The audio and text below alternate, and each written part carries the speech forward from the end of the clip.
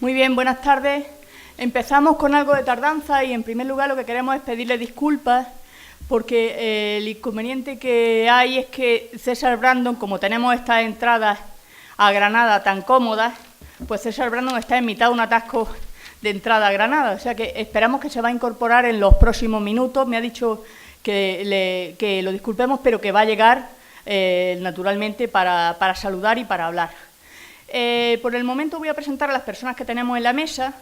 En primer lugar, voy a empezar por mi derecha, a Rocío Acebal.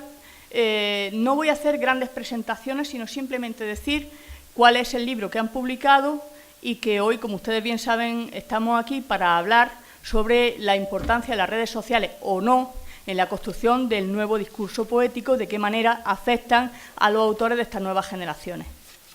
En primer lugar, les quiero presentar a Rocío Acebal, que generosamente estaba de Erasmus en Alemania y ha venido porque yo le agradezco que considere el coloquio lo suficientemente importante para estar con nosotros, que tiene publicado un poemario que se llama Memoria del mar. A mi izquierda, ustedes conocerán a J. Santa Tecla, que empieza publicando poemas en el metro, estilo performance, y cuyo libro se titula Niño mudo. Justamente al lado de Rocío tenemos a Constantino Molina, cuyo primer libro, Las ramas del azar, fue galardonado con el Premio Adonais I y con el Premio Nacional de Poesía Joven 2016. Luego, con su primer poemario, Un eco extraño, ganó el Alfonso el Magnanín. Y, finalmente, tenemos a César Ortiz, que ha publicado La línea curva de tu sonrisa infinita, ambos en 2017, y con estos cuatro autores pues vamos a hablar a propósito de su concepto de la poesía. En primer lugar, si ustedes me permiten, pues voy a seguir el mismo orden de presentación que hemos hecho. Va a intervenir Rocío Acebal. La primera pregunta que tenemos para ella, sobre todo por ubicarnos en este momento en que existe una percepción pues poco clara sobre el valor que se le da a la poesía, si esta generación tiene unos poetas de referencia, cuál es el proceso de escritura. En primer lugar, ¿qué significa para ti la poesía, Rocío? Bueno,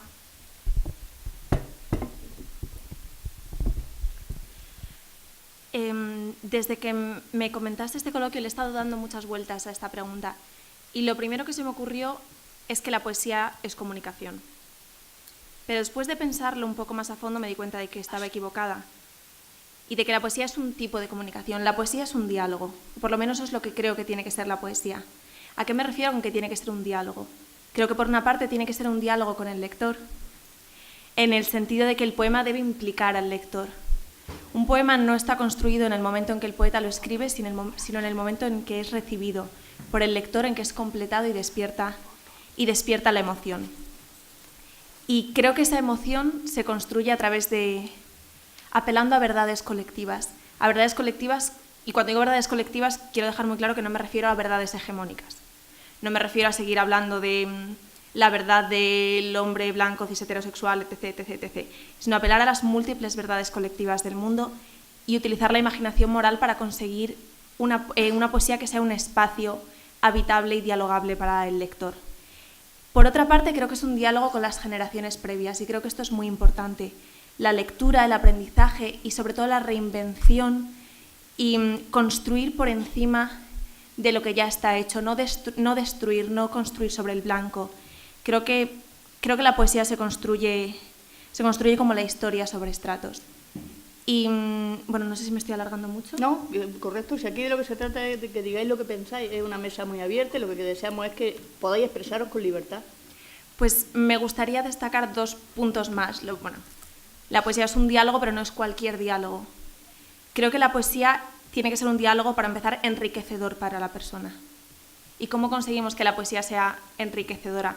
Creo que es muy importante cuidar la palabra, amar la palabra.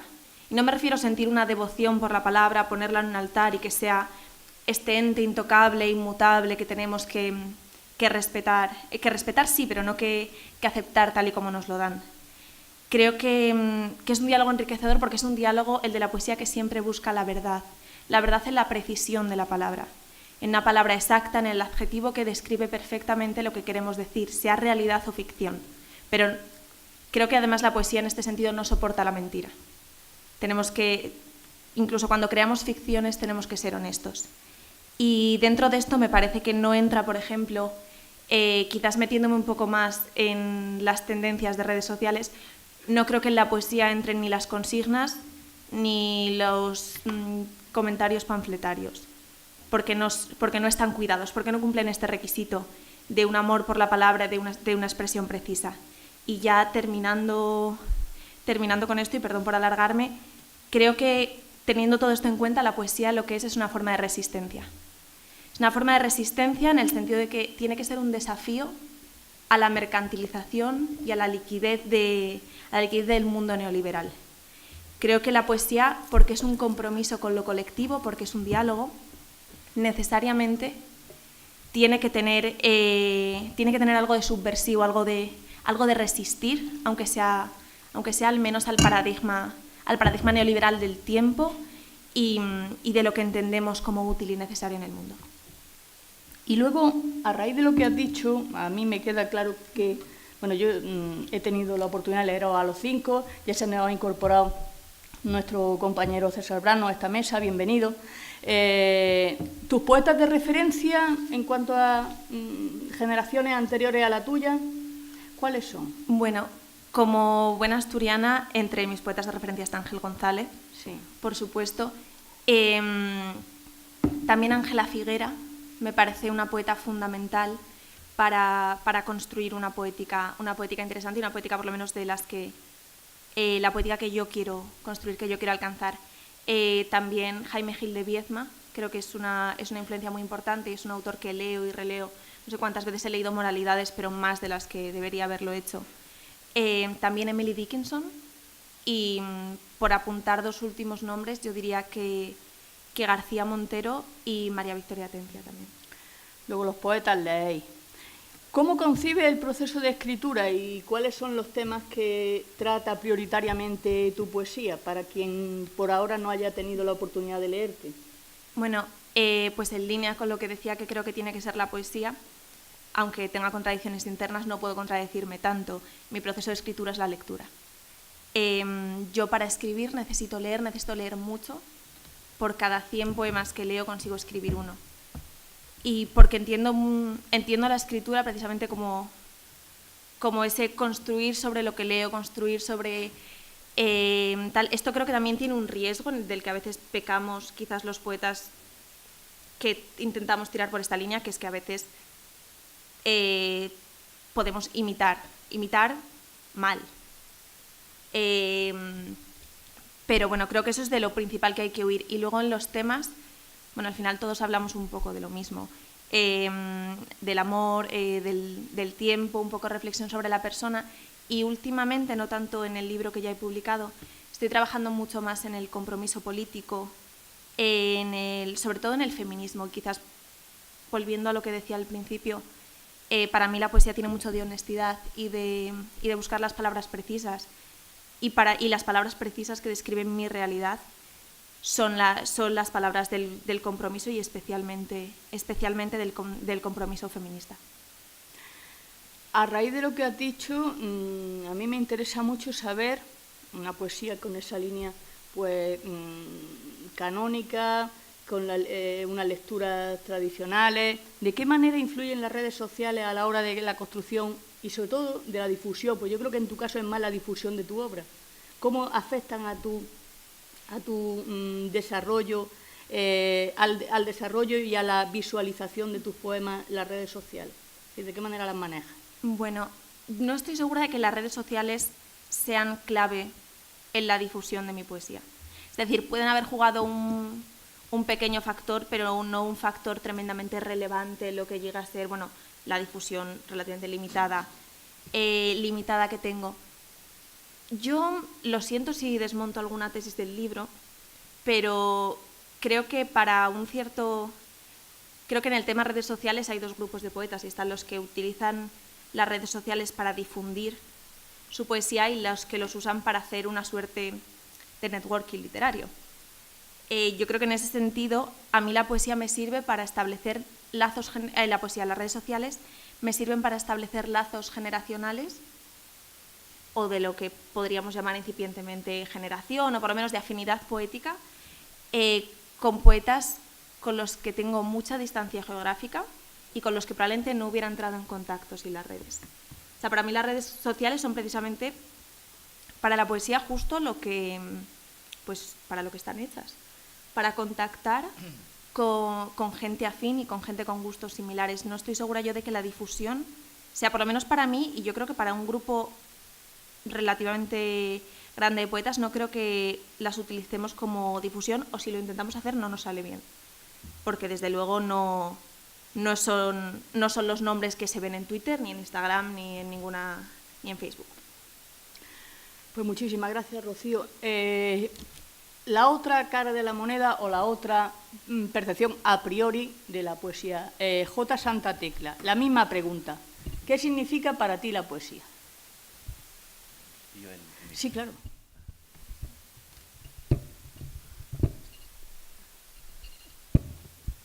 Bueno, antes que nada es un verdadero placer estar aquí y compartir este ratito con vosotros. Como decía Rocío, es una de las preguntas más difíciles que al menos para mí me ha llevado a entender y tratar de contestar, pero en el tiempo que llevo metido en el mundo poético he aprendido que para mí la poesía es una voz propia que tiene que estar al servicio de todos. Y creo que como autor mi deber es encontrar esa voz y ponerla al servicio para que la gente se pueda reconocer con lo que yo escribo. Yo creo que eso mismo es principalmente lo que convierte que la poesía sea un arte solidario, donde con las historias de unos los demás las leamos y digamos, esto me podría haber pasado a mí. Para mí eso es uno de los pilares fundamentales que tiene que tener la poesía. Y luego también me gusta matizar mucho que para mí no tiene que ser un desahogo. O sea, yo trato siempre de esquivar los vómitos, ¿no?, iniciales o los primeros impulsos creativos, y trato de trabajar mucho lo que es luego el poema. Me parece que para que un poema realmente funcione tiene que tener muchos borrones, muchos tachones, y que cada palabra merezca estar ahí. Entonces, además, también pienso que si nos ciñéramos únicamente en contar nuestra experiencia sería algo biográfico y no cumpliría el papel de lo que es la poesía, porque no se transformaría en el papel. Entonces, considero que también que la poesía necesita esa mezcla de experiencia, lectura sobre todo, y luego de lo que vamos observando en nuestro día a día. Creo que también, como aprendiz de poeta, que me considero todavía, y con muchas ganas de seguir aprendiendo lo que es el oficio, creo que es fundamental observar y tener la vista pues siempre atenta, ¿no?, a los estímulos que van surgiendo. De hecho, luego os comentaré un poquito cómo surgió lo del metro, pero vino sobre todo por esa necesidad de observar y apartar la mirada del móvil. Eso que acaba de decir es muy interesante. ¿Cuáles son tus poetas de referencia? Sí, en el tema de la referencia, yo amo mucho de lo que es... en el tema de los poetas de referencia, amo mucho del talento de Luis García Montero, por ejemplo. Me parece que él acerca el lenguaje hacia una cotidianidad mucho más directa, que al final consigue que la poesía llegue y emocione porque evoluciona con el lenguaje. Yo creo que eso es fundamental también, ¿no? Que la poesía, para que la persona la viva en primera persona, tiene que entenderla, y eso requiere una adaptación en el lenguaje. Creo que él, gracias a beber mucho de Antonio Machado y Ángel González, consigue romper con eso y empezar una nueva era donde luego autores como Fernando Valverde o Benjamín Prado también han mamado, y yo creo que ha sido lo que ha marcado mi criterio poético, ¿no? Luego también me gusta mucho Luis Alberto de Cuenca. Tiene algunos escritos donde habla de personajes de ficción o trabaja con personajes, y yo en mi obra he tratado de contar una historia en base a un personaje que va evolucionando y busca la madurez, y creo que también sería un referente muy importante. Luego, actuales, también me gusta comentar que en la música encuentro muchas referencias, como Rafael Lechowski. Me parece que tiene unas letras de las que mamo mucho, y en principio yo diría que por ahí. Luego, si se me ocurre alguno, os lo comento. Sí, lo vamos incorporando. ¿Y cómo concibes tú el proceso de escritura? ¿De qué manera escribes? ¿Cuáles son los temas que se ven reflejados prioritariamente en Niño Mudo? En el tema de la escritura, yo lo que he tratado de aprender en este tiempo ha sido a estar en silencio. Para mí es muy importante el silencio para poder escribir, y aprender a estar en soledad conmigo mismo, porque creo que es algo que muchas veces juega en nuestra contra, pero es necesario para poder trabajar. Yo soy de los escritores que necesitan meterse en una cueva y desde ahí volcar lo que han ido viviendo, leído y observado, ¿no? Por otra parte, en Niño Mudo sí que es cierto que yo he tratado de contar una historia y como tal historia ya tiene su trama, ¿no? Es una trama donde el personaje principal trata de buscar el primer amor de la infancia y con el paso del tiempo pues se va dando cuenta de lo que realmente le conviene, ¿no? Y de que esa idea que él tenía de felicidad realmente es un falso ideal. Y como he dicho antes, pues va buscando su propia madurez. Entonces, los temas que he tratado aquí sí que son amor, desamor, superación, pero en mi poesía actual, en lo que estoy tratando de incorporar ahora, trato de encontrar un concepto, ¿no?, que me sirva como núcleo y que se ponga también como parte de un ejercicio intelectual y que huya más allá de lo que sería la mera historia, ¿no? Yo creo que Niño Mudo invita a la reflexión, pero al menos la génesis no fue concebida como tal. Eso gracias a que hice Niño Mudo, pues ha sido como el despertar y ahora estoy mamando de esos conceptos y de cara al siguiente libro pues sí que estoy ya identificando los conceptos que me gustaría trabajar. ¿Y las redes sociales de qué manera han afectado a la construcción o a la proyección de tu obra? Porque son dos cosas diferentes. Sí. Las redes sociales en mi caso sí que han sido fundamentales. Yo, como has dicho antes, Remedios, empecé como un acto un poco de vanguardia a poner poesías en el Metro de Madrid y las redes sociales me llevaron a que se creara un feedback real entre la gente que le interesaba lo que podía llegar a escribir y yo, ¿no? Entonces, con el tiempo se empezó a crear una interacción donde fueron creciendo y eso provocó que una editorial, Valparaíso Ediciones, se fijara en mí. Entonces, para mí eso ha sido fundamental. Pero quiero compartir una cosa que hemos hablado, que se ha comentado en el debate de esta mañana, y es que a mí como escritor no me gustaría llegar a convertirme en un productor.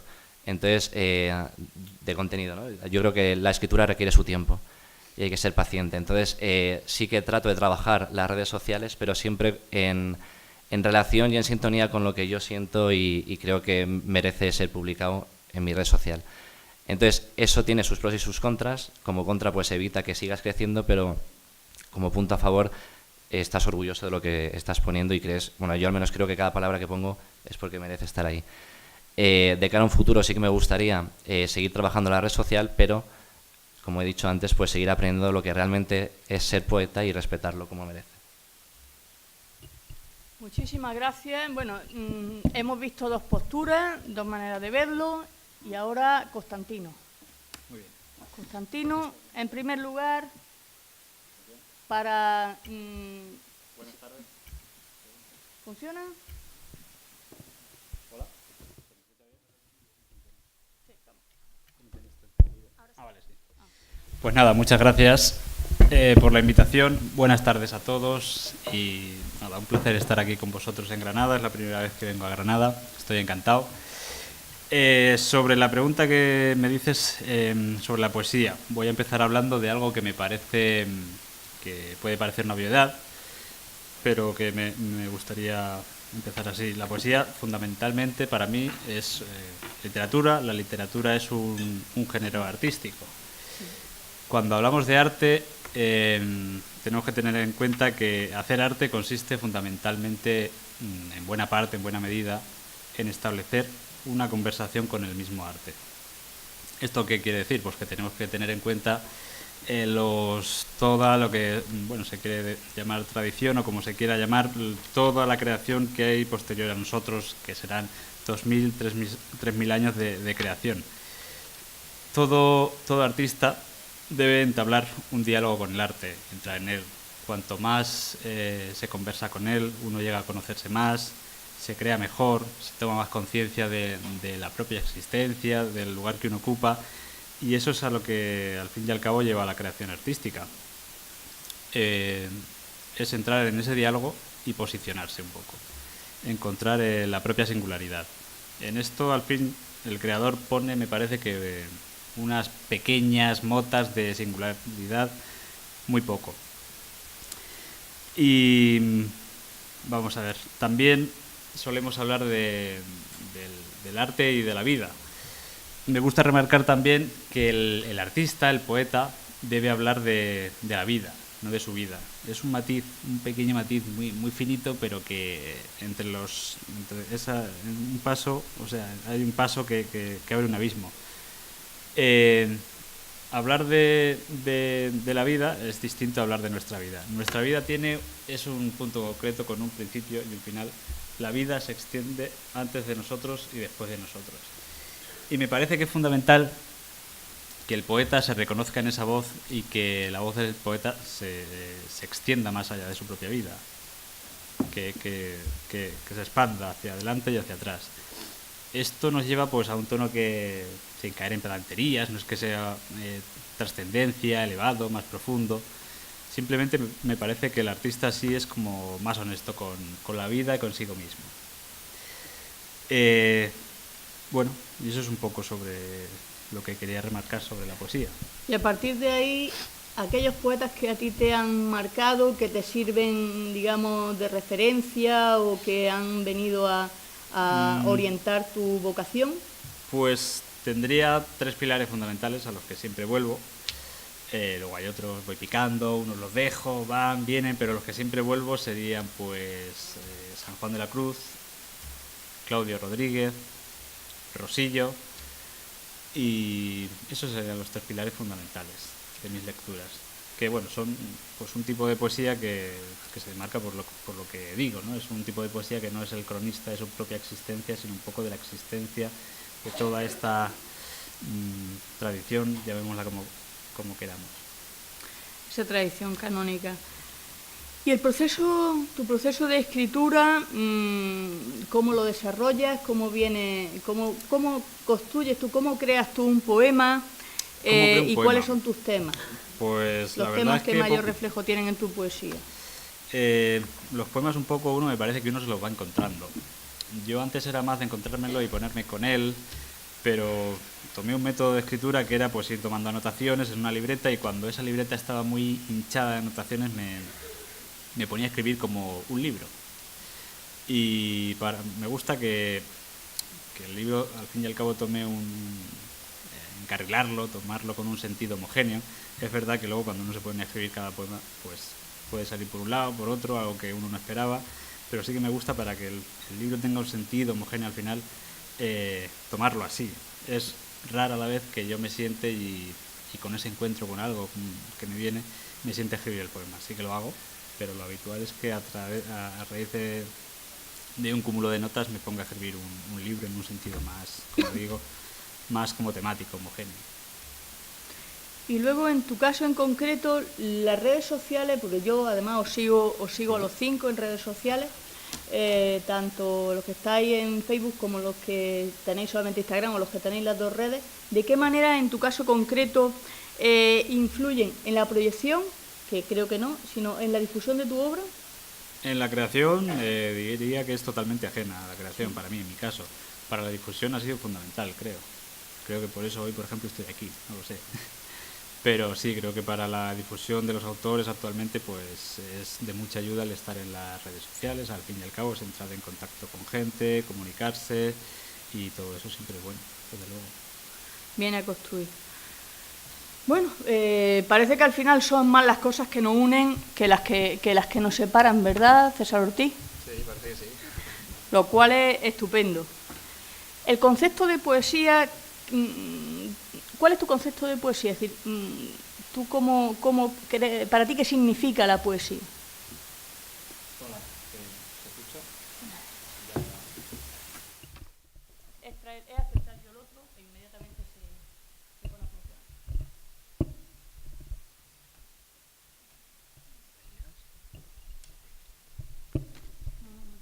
No. Me siento aquí en tus rodillas. Bueno, buenas tardes. Primero, agradecer a la universidad que nos haya invitado a estar aquí con estos magníficos 5 compañeros y con el resto que lo he conocido esta mañana. Muchas de las cosas de las que yo iba a decir o podría decir aquí, ya lo han dicho mis compañeros, ¿no? En unas cosas, pues como en la vida, ¿no? Estamos más de acuerdo, en otras estamos menos, pero al final, como ha dicho Remedios, siempre llegamos a puntos en común, ¿no? Para mí la poesía, y mentiría si dijera lo contrario, Yo empecé a escribir porque la necesitaba. Es como que yo no fui a la poesía, sino la poesía vino a mí, ¿no? Yo estaba en un momento... Siempre me había gustado mucho más leer que escribir. Estaba en un momento jodido de mi vida, en uno de esos momentos en el que no solamente se te mete el pie, ¿no? Sino que se te mete el cuerpo entero. Y si tú me haces la pregunta de la poesía, ¿qué es para mí? La poesía para mí es salvación. Yo a día de hoy creo que no sabría vivir sin escribir lo que me pasa, sin describir el mundo de ahí fuera, la injusticia, etcétera. Y en cuanto a tus poetas de referencia, tus lecturas, las lecturas que te han marcado. Sí, bueno, pues yo creo que como también han comentado mis compañeros, poetas de la generación del 27, Lorca, Cernuda, pero por centrarme en alguno, quizá yo me acuerdo cuando yo era... A mí me gusta contar mucho cosas personales, ¿no? Cuando yo era pequeñito, mi madre me regaló el libro de Pablo Neruda, el de 20 poemas de amor, y yo creo que eso fue también lo que me hizo un poco centrarme mucho en la poesía, ¿no? Yo creo que fue el primer libro que me enamoró. De hecho, hace poco tuve la suerte de poder participar en una antología, haciendo una versión mía del poema 20, y yo creo que si me tengo que fijar en alguno, o sea, hay muchísimos, ¿no? Pero quizás a mí de los que más me ha movido por dentro ha sido Pablo Neruda. Creo también que, bajo mi punto de vista, es un poco el que trajo también un poco el modernismo, ¿no? Un poco el cambio de ese tipo de poesía. ¿Y de los actuales, de poetas más contemporáneos que estés leyendo actualmente? Pues poetas más actuales, por ejemplo, me gusta mucho Carmelo Iribarren. Sí.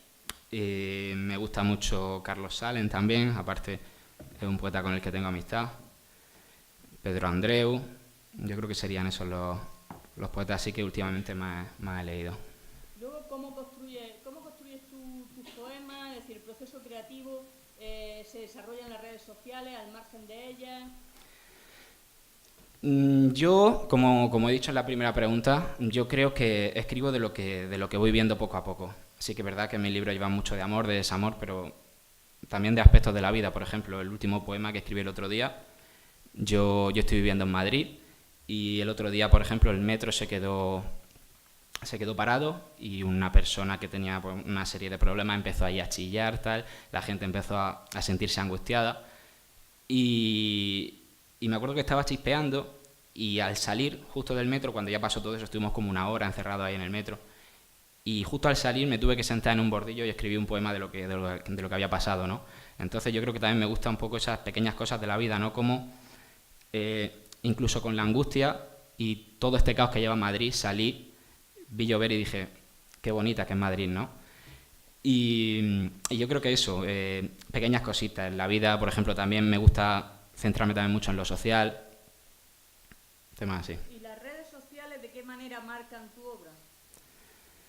Digo lo mismo que al principio, yo mentiría si dijera que para mí han sido negativas.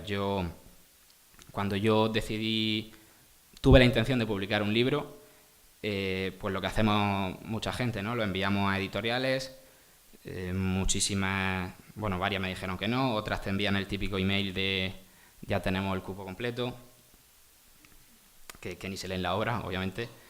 Entonces yo decidí autopublicar. Supongo que casi todo el mundo que está aquí sabe lo que es autopublicar un libro, ¿no? Que te lo tienes que pagar tú. Recuerdo que mucha gente me dijo que no autopublicara, que eso no tenía ni pie ni cabeza, pero me decidí autopublicarlo. Entonces, claro, cuando no tienes un canal de distribución como puede tener las editoriales con las que ellos sacaron a lo mejor sus primeros libros, si no me equivoco, pues claro, las redes sociales juegan un papel fundamental. O te mueves tú en redes sociales o el libro no se conoce. Entonces, en mi caso, para mí las redes sociales, creo que también, como ha dicho J, sin vender al poeta, tratándolas con un uso racional, bajo mi punto de vista, creo que son positivas. Muchísimas gracias, César. Bueno, ahora le damos la bienvenida ya de una manera más reglada a César Brandon. César, bienvenido a Granada. Hola.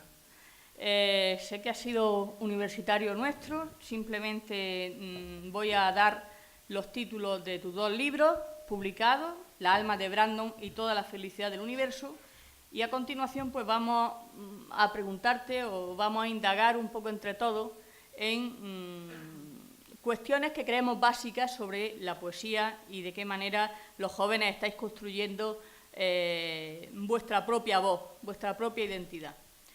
¿Cuál es tu concepto de poesía? Es decir, ¿qué significa para ti la poesía? Bueno, primero de todo, mis disculpas por llegar tarde. No soy quiero decir, no soy español, entonces tengo todavía algunos problemas legales con la extranjería, entonces ha sido una movida rara para llegar aquí, impresionante, así que mis más sinceras disculpas. Y ya segundo y rapidito, si hay sobre todo gente en general a la Universidad de Granada y gente del CICODE, también gracias porque pude estudiar, gracias a ellos, porque cuando vinimos aquí nos quitaron la beca injustamente y luego la Universidad de Granada se hizo cargo de mí y de un compañero más los 2 últimos años, así que gracias por eso. Ahora, ¿qué es poesía para mí? Después de estar escribiendo prácticamente desde que soy un niño, luego después de haber participado en un programa de televisión, haber autopublicado como César y luego que me publiquen y haber recibido todo tipo de palos en relación a lo que hago y también alabanzas, mi respuesta es que no lo sé. No sé qué es la poesía y de alguna forma lo estoy aprendiendo ahora. Y está suponiendo de alguna forma crecimiento, más que nada para mí, ¿no? Porque ahora definitivamente entiendo más cosas de las que entendía antes de lo que es la poesía. No creo que lo que hacía antes no lo fuese, simplemente que ahora, a medida que uno va creciendo y va aprendiendo más, evidentemente su concepto de las cosas va cambiando, ¿no? Una de las cosas que he tenido que aprender para intentar mejorar para mí mismo primero ha sido el hecho de que el desacuerdo no es un arma, ¿no? No sé por qué intentamos utilizar siempre el desacuerdo como un arma, ¿no? En plan, estás haciendo una cosa y no, esto no es esto y como para atacar, ¿no? Definitivamente para mí el desacuerdo tiene que ser un puente. He tenido que aprender que si alguien no está de acuerdo con lo que yo escribo, que si no le parece que tiene la definición que yo le estoy dando, definitivamente tengo que escuchar e intentar aprender. Entonces, ¿qué es poesía? Lo estoy aprendiendo, esa es definitivamente mi respuesta y no creo que llegue un momento de mi vida en el que diga que ya sé qué es lo que es, porque evidentemente es un proceso que va cambiando, que va variando. Tenemos desde la poesía lírica, arcaica, antigua que se hacía, tenemos hasta llegar ahora a la prácticamente que escribimos en prosa, ¿no? Que no tiene ningún tipo de métrica y no sé, todo va cambiando, ¿no? Yo creo que para mí la poesía es un aprendizaje constante. ¿Cuáles son tus poetas de referencia, los poetas que a ti te han marcado? ¿O los poetas que estás leyendo ahora? No tengo como poetas de referencia porque mi historia también, Sí. como ha dicho César, con la poesía, de alguna forma me he encontrado con la poesía a medio camino, ¿no? A mí me encanta escribir prosa, me encanta escribir relatos cortos, de hecho es lo que más escribo, en lo que más me centro, y un día estaba en casa y leyendo en prosa lo que estaba escribiendo tenía rima y musicalidad y empecé a tirar por ahí. Pero en el instituto, yo estudié en el Colegio Español de Malabo, mis primeros encuentros con la poesía evidentemente fue a través del instituto y nuestro profesor, el Juan Francisco, que nos obligaba a memorizarnos los poemas, entonces podía decir que tengo referentes desde el Marqués de Santillana hasta Lorca o quien sea, ¿no? Y me sé prácticamente un montón de poemas clásicos de memoria, que creo que es una de las cosas que se está perdiendo ahora, que es el hecho de memorizar los poemas. Hablo muy bajo, perdona. No, vale, No, perdón, se entiende vale, muy bien. okay. Y además lo que acabas de decir es muy interesante, también tomamos nota. ¿Cómo concibes tú el proceso de escritura y cuáles son los temas que tratas prioritariamente en tu obra para aquellos que no la hayan leído? Yo vengo de Guinea Ecuatorial, muchos sabréis la historia, que fuimos colonia española hasta hace nada, cumplimos 50 años de independencia el 12 de octubre. Y no es un país que tenga una cultura de lectura y ya de escritura prácticamente hay que olvidarse, ¿no? Si tú a cualquier crío, yo que estudié, se podía decir, uno de los mejores colegios, le dices que puedes llegar a ser escritor, no te cree, no entiende qué es lo que le estás diciendo, ¿no? Yo leo lo básico, primeramente, en el instituto, lo que nos obligan. De hecho, a veces cuento la anécdota de que yo tuve que copiar la mitad del Quijote porque no me memoricé un poema Y el castigo por no memorizarte el poema pues era copiar el Quijote a mano. Así que yo me copié la mitad del Quijote a mano bajo luz de vela. Le cogí tirilla, pero bueno, eso que... no llego a España, que llego en el 2011 arraigado en lo que es una cultura de lectura, de decir, como mínimo al año me he leído, como mínimo, ¿eh? Ahora ya me leo 2 a la semana si puedo, pero como mínimo 1, no llego así, ¿no? Y es una pena porque no vengo de un lugar en el que eso se haga. Entonces mi proceso de escritura, de alguna forma, de lo que me acuerdo yo cuando era pequeño, que como César también me desvío un poco contando mi historia personal, y es que yo no prestaba mucha atención en clase y era porque estaba constantemente contándome historias a mí mismo, ¿no? Y nunca se me ocurría el hecho de ponerlas por escrito porque para mí no tenía ningún objetivo.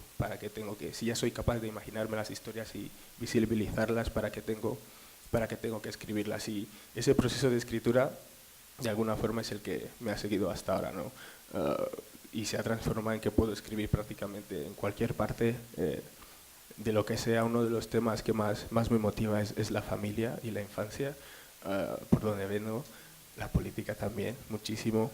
Simplemente que dependiendo del tipo de relato que elija o el estilo que elija, para que sea prosa, que sea con verso, con métrica, siempre intento en algún momento poner algo que sea importante primero para mí y luego para las demás personas, porque yo creo que de alguna forma las personas nos parecemos mucho más de lo que nos permitimos a nosotros admitirnos que nos parecemos.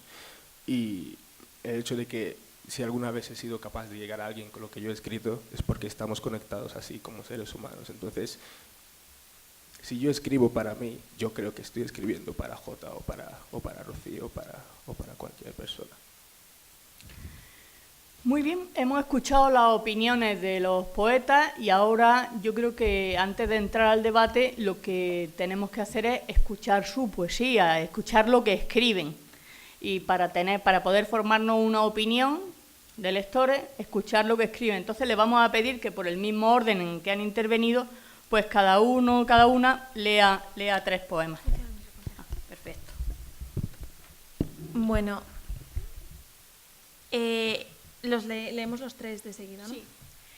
Bueno, este primer poema que voy a leer, quiero decir que lo hago abiertamente con ánimo de polémica.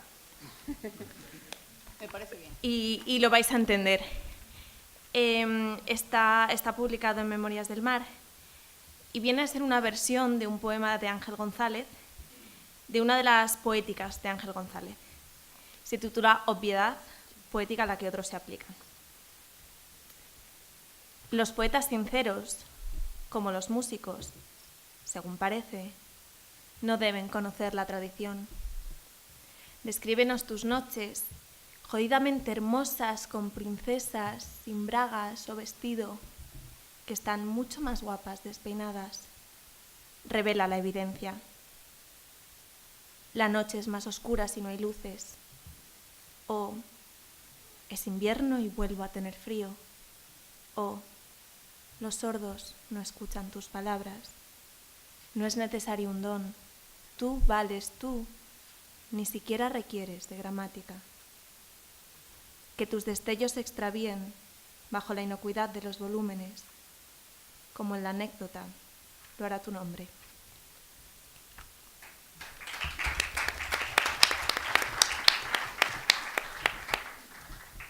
Yo os lo agradezco, pero si aplaudimos detrás de cada poema nos eternizamos. Sí.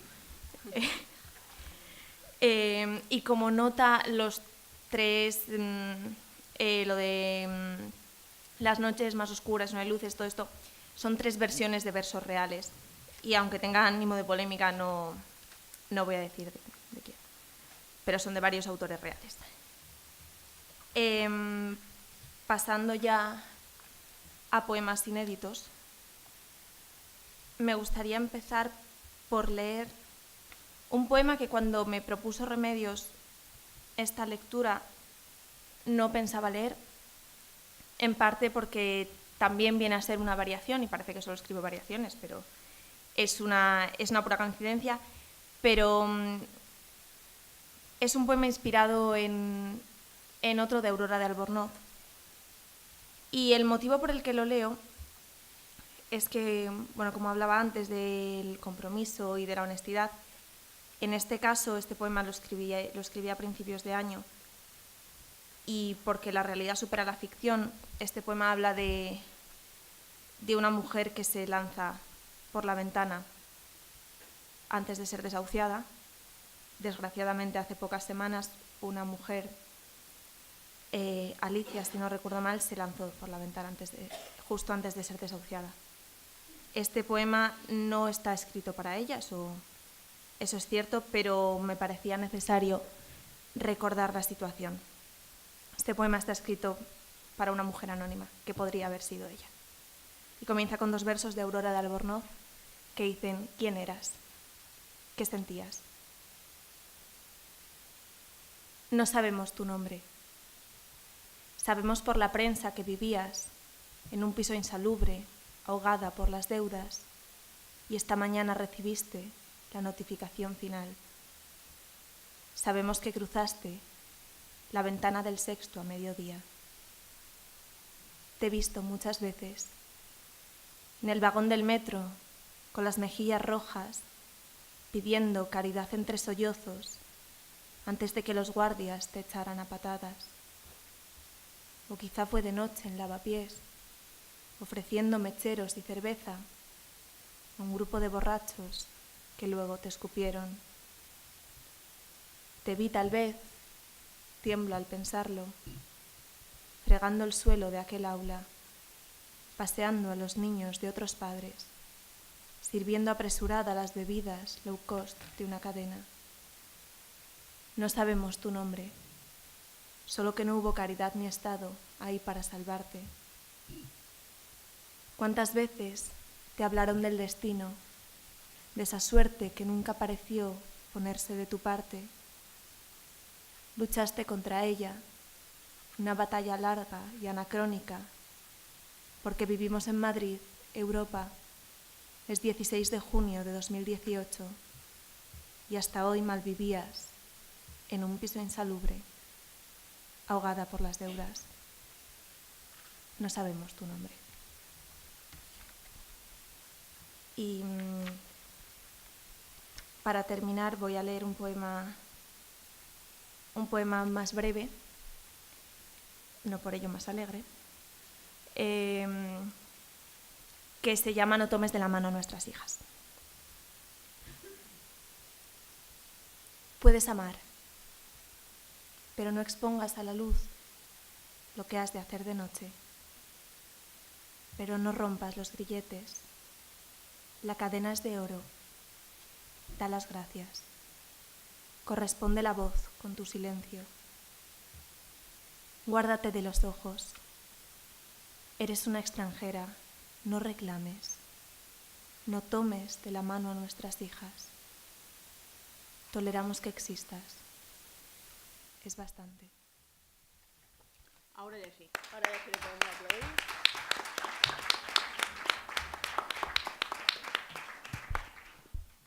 J. Santa Tecla.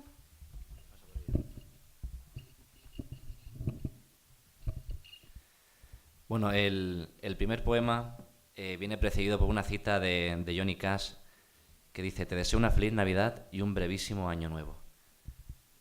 Dice: queda permitido gritar por los que duermen y no imaginan, por los que dibujamos pieles con olor a crema y masturbamos bocas que callan tu nombre. Barra libre a los bares que permiten imaginarte desnuda, volviendo para llevarme a casa. Adelante con los aviones que llegan, pero nunca pasan. A tu pelo rizado y la búsqueda sangrienta de las palabras que mejor lo definan. Quedan abiertas las calles, su dolor, alegría, ruido, calma y voces que dan calidez a los que corren por ellas y se corren en primera persona del plural. A los que te encuentran con ojos huidizos, a los que te buscan sin que ni siquiera existas, a los que, como yo, duermen para seguir muertos, queda permitido gritar hasta que el tiempo nos haga libres. El segundo texto,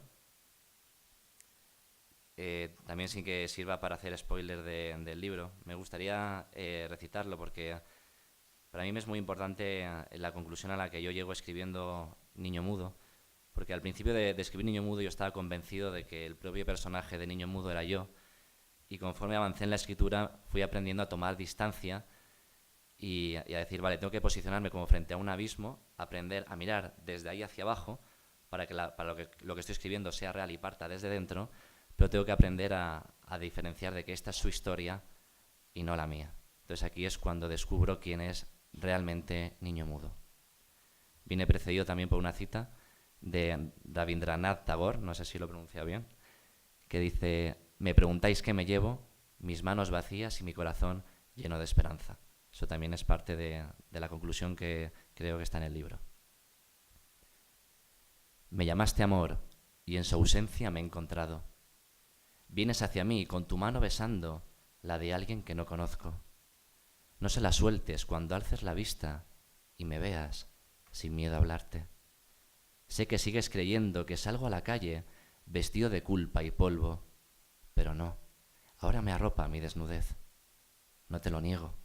La única forma de vaciarme de ti fue llenándome de mí mismo. Que no te sorprenda que nuestras ruinas ya no sean el hogar de un hombre acomodado a la tristeza. Por fin he entendido que nuestra historia por cumplir es el aprendizaje de una vida que empieza con la primera mirada en un espejo. He tardado media década en comprender que el niño mudo es un hombre viejo que me arrastra a lo profundo, y yo, el agua que le ahoga o da de beber. Solo tenía que darme paciencia.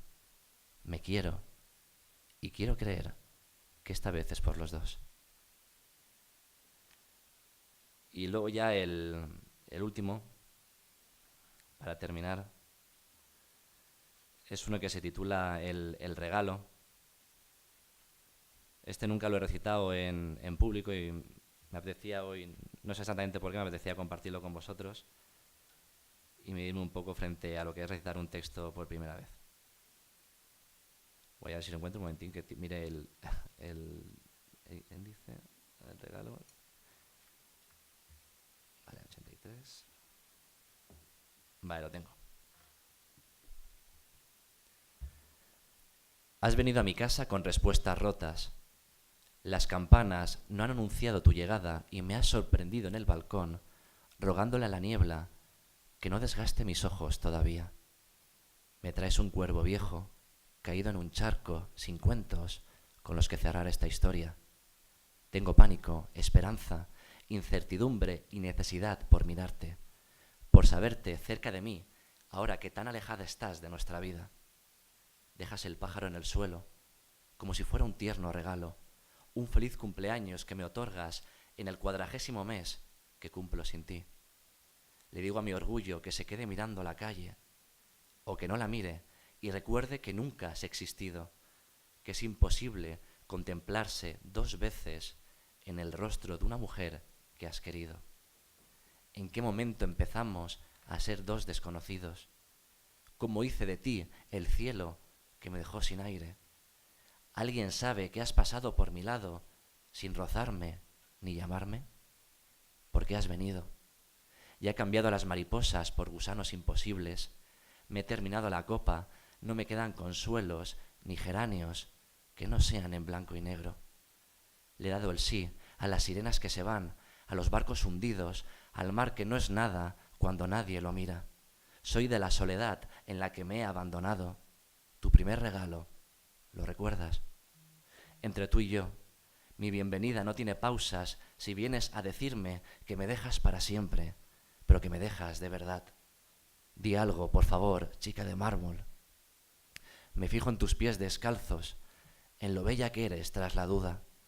Entonces sacas de tu pecho una almohada sin alas, sin sueños por cumplir ni letras que utilizar. A mi medida. La colocas junto al cuervo y luego te vas, sin preguntas, sin respuestas. Muchas gracias.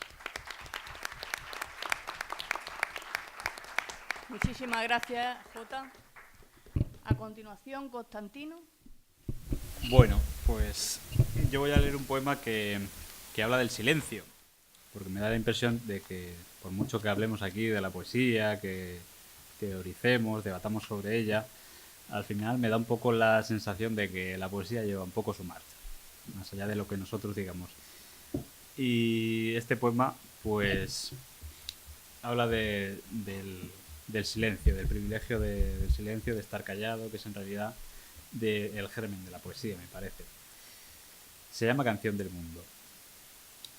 Si alguna vez callásemos, como callan los árboles, las nubes y las piedras, podrían escucharse los árboles, las nubes y las piedras. También en estas cosas se escucha una canción, y desde su silencio nos invitan a creer en la voz que sin verbo habla. Así, mientras alguien fabula estrategias que calmen su incertidumbre, un lúgano le canta a la mañana y el cielo le regala los colores del bosque. Mientras alguien disfraza con plegarias su miedo, un milano dibuja su vuelo entre las nubes y esparce libertad. Y mientras alguien busca, con palabras, la respuesta que salve su alegría, la primavera llega, tan callada, y expande los secretos de la dicha. El mundo nos entona su canción, una canción en blanco, sin dictado ni acorde, sin ciencia ni conciencia, que de la nada viene y en todo se refleja. Basta callar, dejar cantar al mundo y oír su voz fugaz para entenderlo. Bueno, pues ese es el poema que habla del privilegio del silencio, de estarse callado. Con un tono algo distinto, voy a leer un poema que tiene un toque de humor. Para mí en la poesía hay dos temas que son con los que más fácilmente se derrapa en la poesía. Uno es el amor y otro es el humor. Con el amor corres el peligro, que es lo más habitual, de cometer alguna cursilería. Es muy fácil derrapar y caer en esto. Con el humor también pasa que se cae en el chiste, en el chascarrillo, en la carcajada. Y creo que la poesía es un género que se define mejor en otros ámbitos. Entonces siempre que uno trata el amor o el humor, creo que son los temas o los tonos con los que más se trabaja y sin embargo para mí son los más complejos. En este caso también tiene otra peculiaridad este poema, se llama Metafísica del Orden. Habla de un típico policía que te pide los datos, vas conduciendo, te para y te pide los datos, ¿no? Y te hace unas preguntas que son, si se para a pensar, muy metafísicas. Este poema tiene la peculiaridad de que metí en él mi nombre completo, porque es un endecasílabo perfectamente acentuado. Constantino, Molina, Monteagudo. Entonces yo esta idea corría en mi mente desde hace tiempo, no sabía dónde meter esto. Ha dicho César algo de la métrica, ¿no? De que no trabajamos actualmente con la métrica, algo así. Yo desde que empecé a escribir siempre lo he tenido muy en cuenta y me parece fundamental trabajar la métrica. Me parece que ahí está un poco la diferencia entre la prosa y la poesía y que, bueno, es una claqueta, son las matemáticas de la música. Siempre un poema, si está medido, el que no está medido puede estar bien, pero yo soy de la opinión de que el que está medido siempre va a estar mejor. Ambos están bien, pero creo que hay que tenerlo en cuenta. En este caso, pues tiene este endecasílabo, que es mi nombre completo, que llevaba tiempo pues dándole vueltas a ver dónde lo metía, quería meterlo en algún sitio. Y aquí vi con claridad, después de haber casi escrito el poema, tenerlo definido, que encajaba a la perfección. Y dice así: Metafísica del orden. Conduzco por la noche en la ciudad y un agente del orden metafísico me detiene al llegar a la avenida.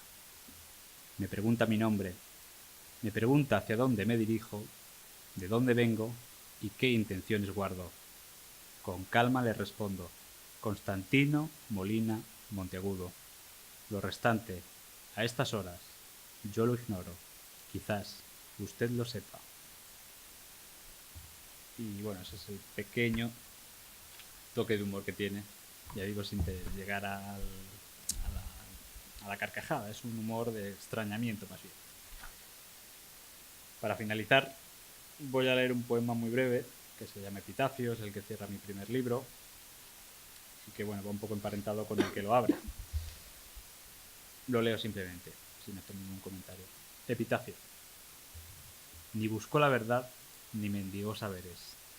En la noche escuchó cantar al ruiseñor, y con su canto dentro, ignorando, vivió. Y eso es todo.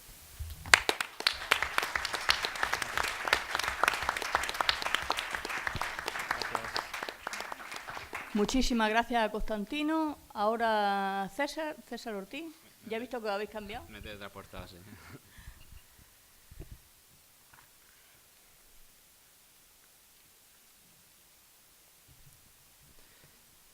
Yo siempre digo que me da igual que... ¿Se escucha bien?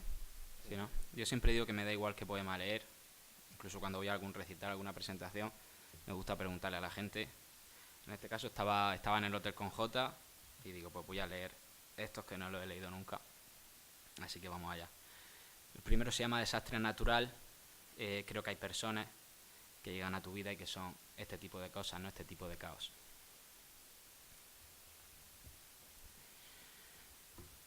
Bajaron las mareas. Los habitantes se atrevieron a volver de nuevo a la costa. Abrieron todas las ventanas y pusieron maceteros en ellas. Se unieron todas las placas. Ya no hubo más seísmos y el mundo, raramente, parecía uno. El viento se calmó. Las centrales eléctricas volvieron a brillar en la noche y los gatos se sintieron menos solos. Todo brotó. No se produjeron más incendios, solo campos de girasoles que se inclinaban incluso los días de lluvia hacia el sol. Y entonces en medio de la calma apareciste tú. Tú y tu manera de romper con todo. Y es que tus curvas siguen siendo el desastre natural más bonito que han visto mis ojos. El segundo poema que voy a leer se llama Un día de estos y vamos allá. Habla un poco de las ganas que tienes, ¿no? de pasar la vida con esa persona especial. Un día de estos, cuando menos te lo esperes, me como tu mirada y dejo al mundo sin ojos. El miércoles que viene, por ejemplo, saco todas las palabras que me he dejado en la punta de la lengua sin decirte y me imagino cómo hubiera cambiado mi vida si te las hubiera escupido una a una. Un día de estos me vuelvo loco y te digo al oído que quiero pasar el resto de mis días contigo, que mis sonrisas dependen de despertarme todos los días enlazado a ti, que tu cuerpo es el lugar perfecto para morir de pasión. Confesarte que daría la vuelta al mundo en 80 versos, solo para hacerte el amor. Y voy a terminar,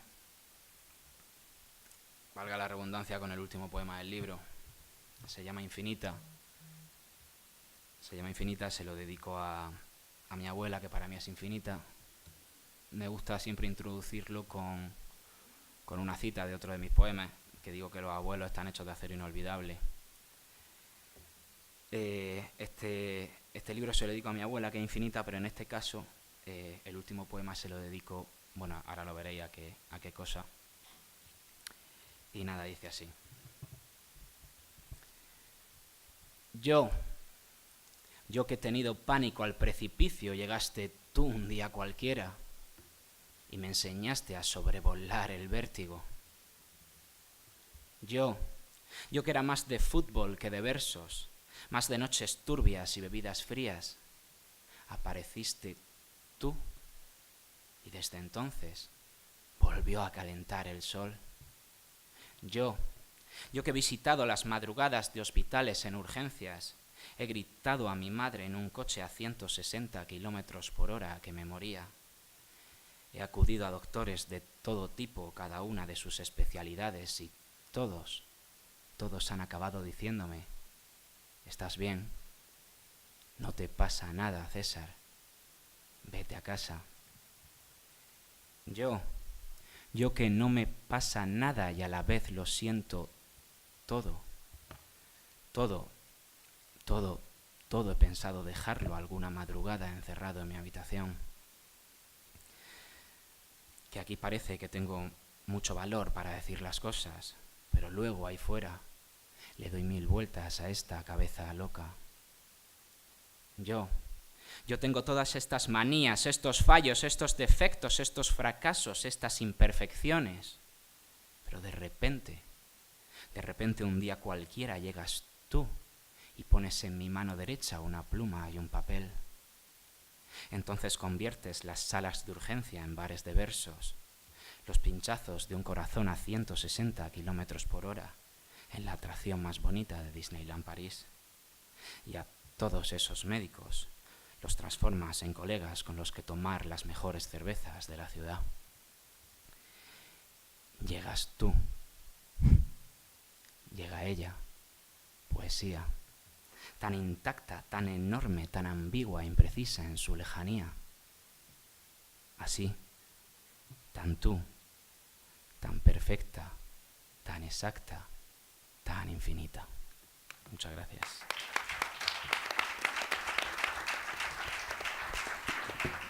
Muchas gracias, César Ortiz. Y cierra César Brandon antes de que nos dé tiempo a un par de preguntas, con los 3 poemas que tú elijas. Vale, leeré bastantes cortos para que no...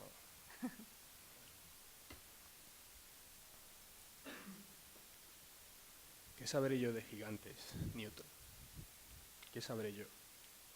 Si lo más lejos que llegué a ver fue subiéndome a los tacones de mi madre. No se oye hoy.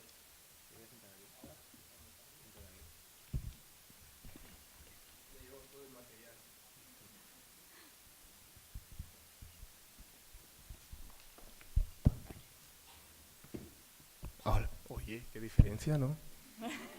Si antes no se me ha oído nada. Vale. ¿Qué sabré yo de gigantes, Newton? ¿Qué sabré yo de gigantes? Si lo más lejos que he llegado a ver ha sido subiéndome a los tacones de mi madre. Tranquila, tranquila, hija mía. No tengas miedo, no tengas miedo. Ven con todo. Estoy preparado para lo extraordinario. Ese es uno. Y como un buen millennial os voy a leer otro que tengo en el móvil, que es una combinación de 2 relatos. Amadnos, amadnos. ¿Qué es sino nuestra rebeldía más allá que respuesta ante el silencio atronador de lo que llegamos a considerar odio? ¿Qué es sino nuestra poesía más allá que pregunta ante el ruido sigiloso de lo que llegan a considerar nimiedad? Jactes el Padre de la llamada de atención del Hijo. Jactes el Padre, pero que olvide, solo, moribundo, de pedir atención cuando sea demasiado tarde. Amadnos, amadnos, amadnos. El odio que yo intenté ahogar, querido Antonio, sabe nadar. El odio se eleva por encima de las estelas en el mar. El odio ve la senda que nunca se ha de volver a pisar. El odio es pie ciego ante piedra vieja, paso, grito, al tropezar. El odio no es caminante, sino llanto de niño sin mamá. El odio no deja huella. Lo subimos a la espalda al caminar.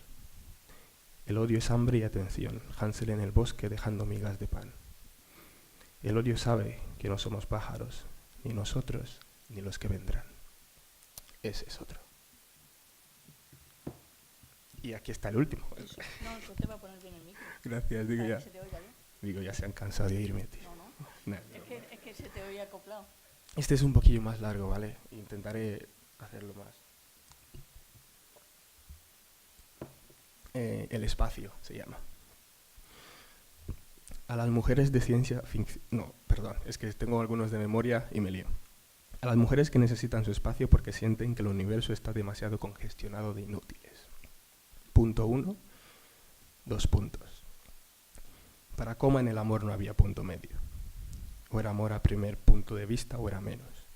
Al menos hasta que conoció a Punto y sus silencios. Coma cayó perdido en cómo Punto callaba cada redacción. En pensar que juntas podían volver a poner de moda a los punto y coma en cada oración, que podían ser las reinos en cada dominio, .es, .org o .com. Aunque Punto era callada, podían ser revolución. poner la silla sobre los puntos de exclamación.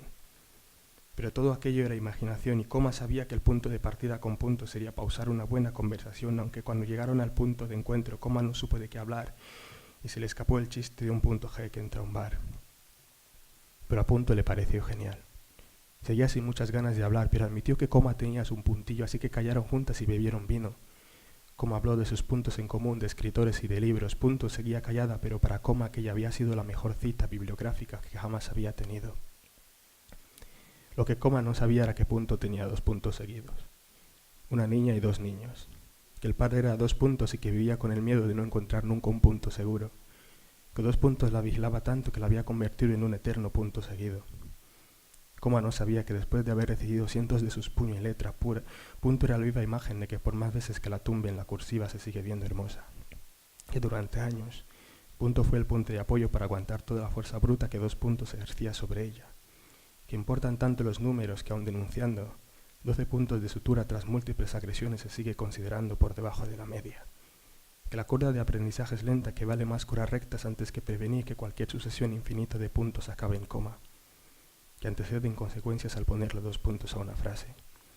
Que no hay orden de alejamiento que no se puede saltar suprimiendo cualquier punto y aparte que 2 puntos sentía que Punto era suya, solo suya, suyísima y de nadie más. Y no porque ella lo decidiese, sino porque 2 puntos no entendía que no se podía plagiar la felicidad. Que había puntos X que no se podían hallar.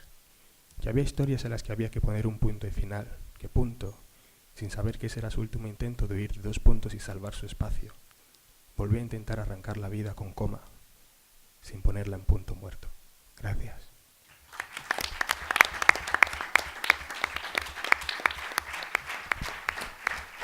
Bueno, y ahora antes de que salgamos para las firmas, porque hay preparada ahí para quien quiera comprar libros y hay una sala a la izquierda donde van a firmar libros nuestros poetas. ¿Hay alguna pregunta entre ustedes? ¿Alguien quiere hacer alguna pregunta, algún comentario? ¿Sí? Si me permite, tengo varios comentarios cortos. El primero va dedicado para Rocío. Respecto, esta mañana en el debate que ha habido se ha mencionado la importancia de la formación en la poesía. Me imagino que se referirían a una formación poética, a un bagaje poético, pero me ha llamado la atención respecto a la formación académica cuando he estado leyendo que estabas estudiando un doble grado de Derecho y Ciencia Política, que me resulta asombroso, y luego también me parece que César Brandon estudió Educación Social. Entonces me llama la atención que no hay veo que sea fundamental una formación en letras, en específico una filología o un estudio de una literatura para el desarrollo de una poesía moderna. A esto quiero formular la pregunta de qué sería necesario para crear una formación poética en vuestra opinión. La pregunta la extiendo a los 5, no solo a ti, pero en general. Bueno, yo empezaría diciendo que entre las carreras que más puestas han dado, Derecho está ahí. Sí. Bueno, esto es una opinión muy personal, pero yo creo que formación literaria no es lo mismo que formación filológica. Es decir, yo no tengo ninguna formación filológica en sentido estricto. Creo que formación literaria es más bien estudiar, en el sentido, ni siquiera estudiar, no me refiero a coger un libro de texto, sí, puede ser interesante también, y hay muchas opciones en ese respecto, pero sobre todo leer. O sea, creo que cuando hablamos de que hay que tener una formación, que hay que tener un bagaje, estamos hablando de que tienes que haber leído mucho y sobre todo haber interiorizado. O sea, creo que no vale con haber leído de pasada, pues porque lo tenías en un libro por casa o porque lo que sea, con haber leído de pasada 4 autores. Creo que es importante que vayas poco a poco leyendo y que sea una cosa constante. No solo hemos hablado mucho de los maestros, yo creo que también es muy importante leer a poetas contemporáneos y a poetas que están haciendo cosas parecidas a ti y muy diferentes. No sé si te estoy contestando la pregunta, pero me parece que la formación filológica en sí no tiene nada que ver y que lo que hay que hacer es leer y cuando te canses de leer, seguir leyendo un rato más. ¿Alguna intervención más en la mesa a este respecto? Yo, siendo breve, te diría que por cada hora de teoría sean 3 de práctica. Creo que como realmente se aprende es haciendo, pero por supuesto creo que hay que adoctrinarse, pero comparto lo que dice Rocío. La segunda cosa que quería preguntar, siendo breve, en el libro de César Brandon, para que la pregunta, me llama mucho la atención que durante los autores que yo he leído de poesía, generalmente la voz poética, si el autor es un hombre, la voz poética representa a un hombre, y si el autor es una mujer, la voz poética representa a una mujer. En tu caso, cada alma es un personaje completamente distinto, y aunque sigue siendo una parte de ti, hay historias que están contadas en femenino, hay historias que están contadas en masculino, y es algo que me llamó muchísimo la atención. ¿De dónde surge esta idea? No es una idea como tal, es algo de lo que me he dado cuenta después cuando la gente me lo ha estado diciendo, porque no lo sabía. Ya te he dicho, antes como he contado, soy una persona que crea mucho las historias en su cabeza. Entonces si te estoy contando una historia desde la voz de una niña pequeña de 9 años o desde la voz de una abuela, que por lo general es mi abuela, es porque como que de alguna forma me meto dentro e intento ver la historia como la vería ella, ¿no? O sea, una niña, sea una persona mayor, y luego de ahí la saco adelante. No me he dado cuenta hasta que después de que me haya leído varias gente me lo diga, ¿no? Me han dicho, ¿por qué escribes en voz femenina si eres un hombre? Y he dicho, vale, es verdad, no lo hacía a conciencia. Bien. ¿Alguna pregunta más o pasamos a las firmas? Yo creo que si les parece bien, los poetas van a salir a una sala que hay a la izquierda, que me comentaban. Sí, perdón, es que desde aquí se ve muy mal. Nada, era decir que me ha llamado mucho la atención que Jota, cuando ha preguntado por poetas y referencias que han tenido, ha nombrado un autor, un músico de rap, que es Rafael Lechowski. Entonces me gustaría preguntar a los demás autores también cómo influye este género musical como es el rap y qué puntos se encontraría la poesía contemporánea con este género musical.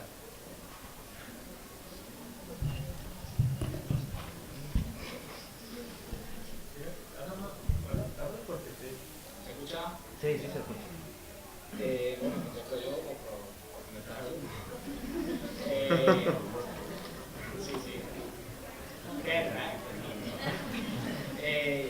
Yo también, bueno, no lo he dicho, pero bueno, Jota y yo éramos compañeros de Prisa el año pasado y somos prácticamente la misma música.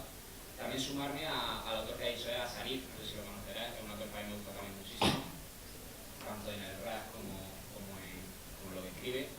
Y yo creo que va ligado, ¿no? Una cosa no quita la otra. Creo que hay canciones de rap que son poesía musicalizada y bajo mi punto de vista y mi humilde opinión, a mí sí que me gusta, sí que hay canciones que me parecen poesía y es necesario. Además hay muchas canciones que son reivindicativas, canciones sociales, o sea, es algo también como estás hablando que no tiene que ser algo malo, ¿no? Yo creo que el rap y otros elementos de la música aportan también. Claro que sí. ¿Constantino? ¿Sobre el rap? No, una pregunta. ¿Puedo? ¿No? Claro. Vale. Perdona, antes has hecho referencia con el último relato que tenía un sentido humorístico, ¿no? Sí. Que la poesía no tiene que pretender la carcajada y tiene que ser muy sutil, ¿no? A la hora de contar algo que de alguna forma sea gracioso. Y la pregunta es, ¿y si a mí, por ejemplo, cuando has leído a mí, casi me hace reír porque me ha gustado muchísimo? Entonces, si una persona se ríe, entonces le quita todo el valor que tenía porque no debe producir carcajada. Bueno, sí, puede provocar una risa de extrañamiento, pero no lo que lleva al chiste, ¿no? Yo creo que hay otros géneros en los que se define mejor este tono. Yo, de hecho, antes me fiaba más de los poetas puros, ¿no? Como los que solo escriben poesía y tal, pero con el tiempo me he dado cuenta que escribir en otros géneros, o sea, desarrollar otros géneros, ayuda mucho al poeta a definir su poesía. No todo vale para la poesía, bueno, sí puede valer todo, pero es muy sano para la poesía el también tocar otros géneros. Creo que al final uno es escritor y si solo escribes poesía, pues intentas meter todo lo que te parece susceptible de ser material literario en un poema. Pero quizás, si nos paramos a pensar, hay cierto material que se define mejor en otros géneros. Y creo que es muy sano para el escritor, ya digo, tocar otros géneros, todos ellos. Cuanto más escriba y más toque, mejor, más se va más va a depurar y más se va a cribar la poesía, por decirlo de alguna manera. Disculpad, tenemos que cerrar la sesión de esta tarde porque se nos ha alargado más de lo previsto. Continuaremos mañana con otra sesión. Bueno, es verdaderamente impresionante reunir a 80 personas en una sala para hablar de poesía en Granada, en una tarde en la que había 6 o 7 actos. Entonces, a todos muchísimas gracias por vuestra presencia. Continuaremos mañana por la mañana en la Facultad de Educación y con las lecturas poéticas mañana por la tarde a las 6 de la tarde aquí en la Biblioteca de Andalucía. Muchísimas gracias. La firma en la sala de la izquierda. Van a estar los libros a disposición de los lectores para quien quiera comprarlos y quiera que le firmen sus poetas.